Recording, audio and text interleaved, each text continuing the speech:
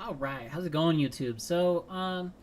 This is the first of videos. I'm gonna start doing a banner reviews. Obviously, I pop these out every week as we get new units. So obviously, we get the Final Fantasy 3 banner, which is, yeah, it's pretty meh. But I'm not gonna go too much into the kits of the 3 and 4 star base units, as there's really not much need to.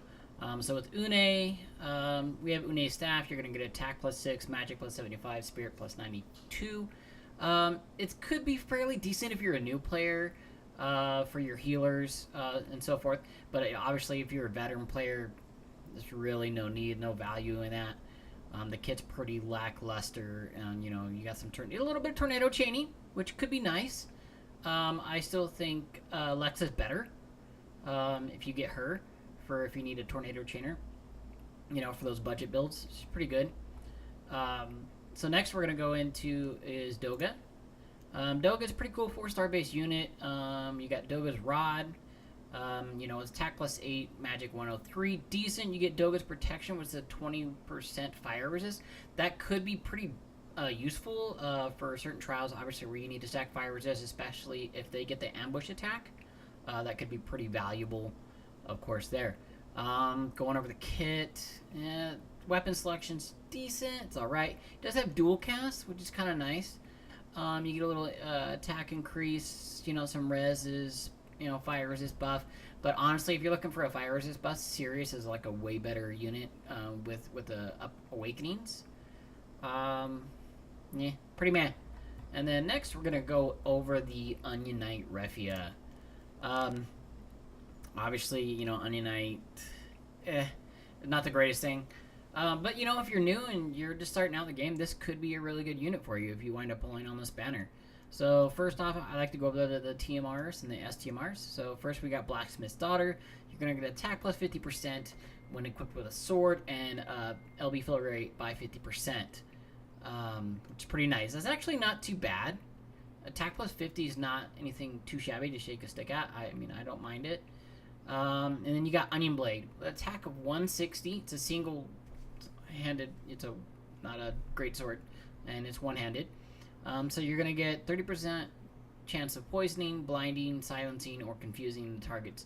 And then you get Master Onion Knight, and then you'll get 30% across all your stats: attack, defense, magic, and spirit. Pretty decent. I would not chase this STMR by any means. I don't really see the value in that.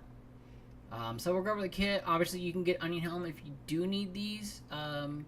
You can get them from the King Monk Shop if you definitely are needing these here. I would say for a veteran player, this is really not needed at all. They were pretty good a long time ago.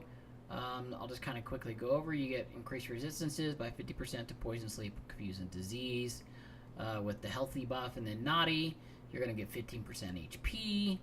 And then Lance Plus, you do physical damage with a 0.8 mod, and then a 0.3 mod damage for the MP drain. 20% to one enemy. This is not that great. Okay. So, obviously, you got full speed blitz. Which is part of the Onion Slice family. 2.2 mod. It's okay. Then you got Heroine's Courage. Increase attack and defense by 100% for 3 turns. And LB fill rate by 150% for 3 turns for all eyes. That's pretty nice, the LB fill rate. I do like that. And then we have Onion Shredder. It doesn't look like it's part of the Onion Slice family. No. So,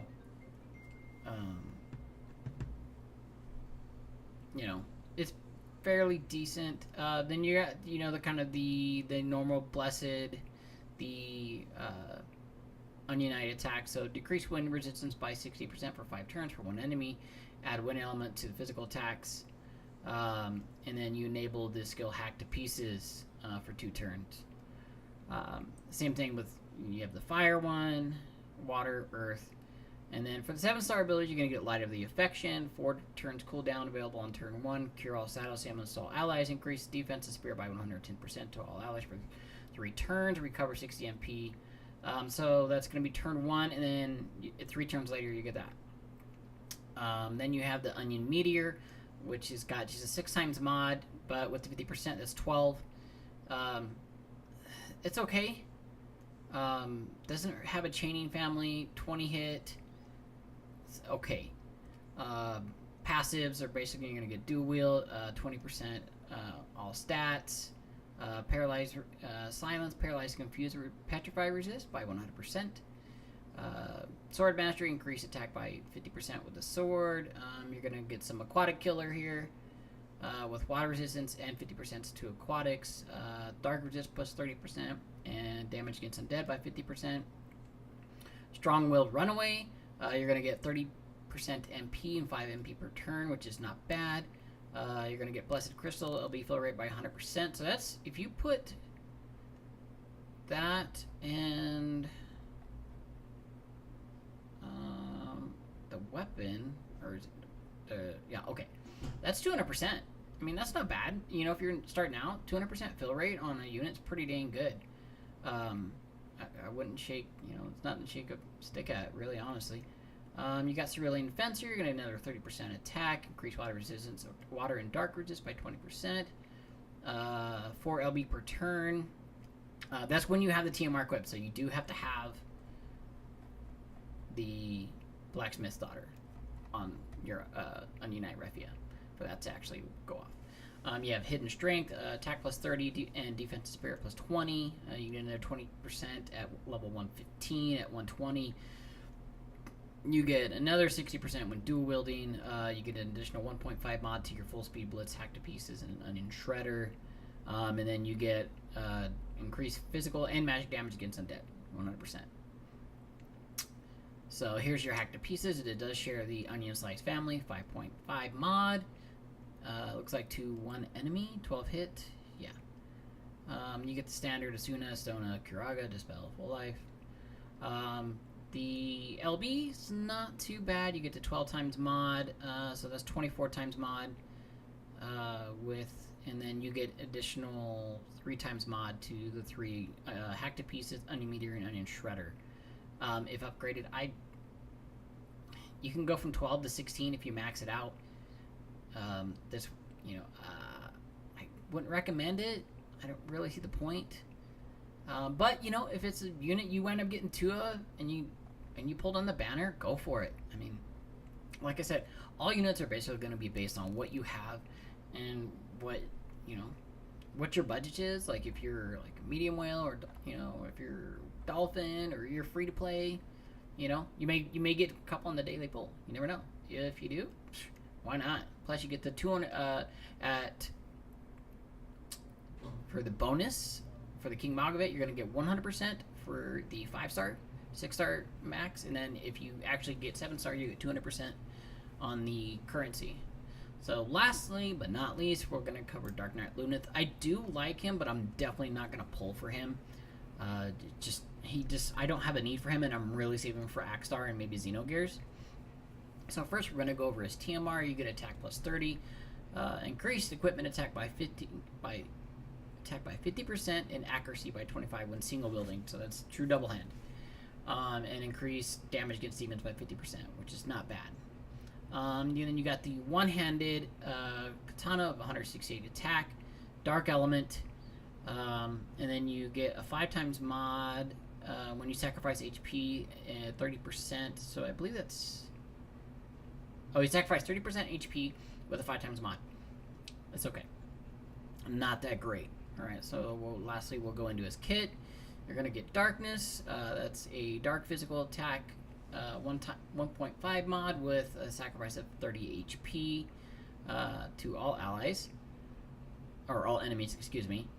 Then you have the standard old hit all, 1.8 mod to all enemies.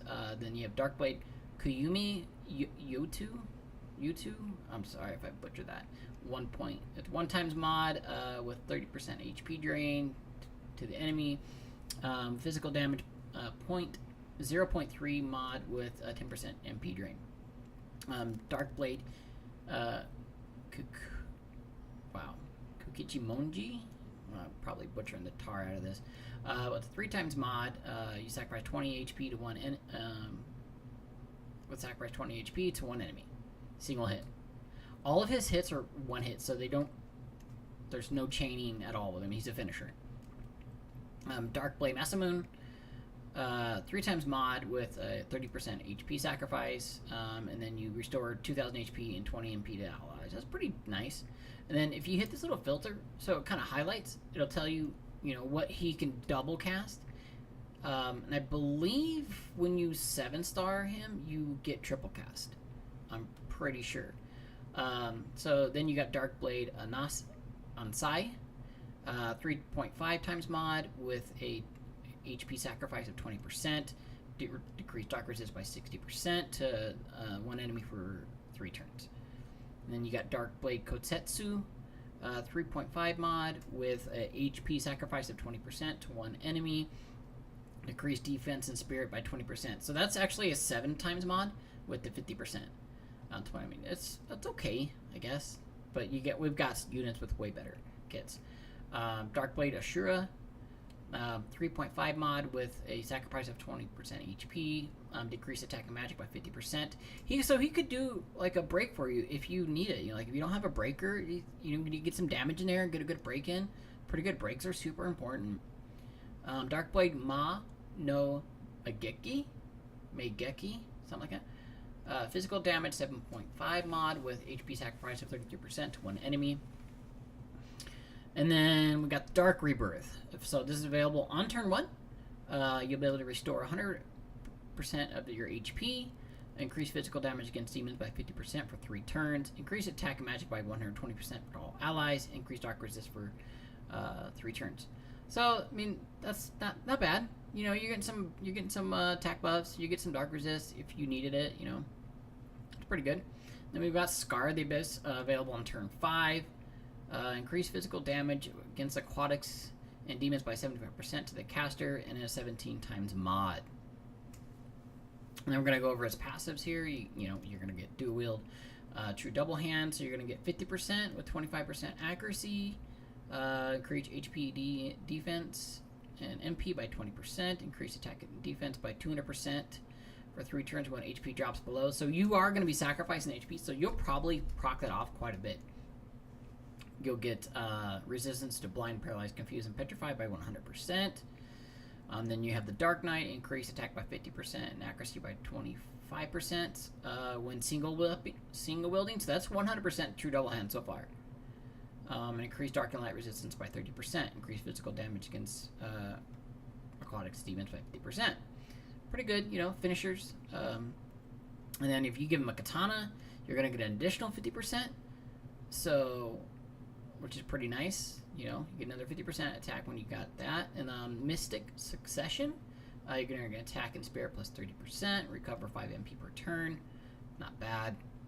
And then if you have his TMR on, you're going to get another attack plus 30%, so that's 80%, I think. So 50, 100, actually 100, 200, or 100, 130, 180.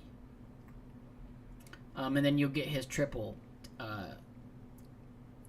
cast.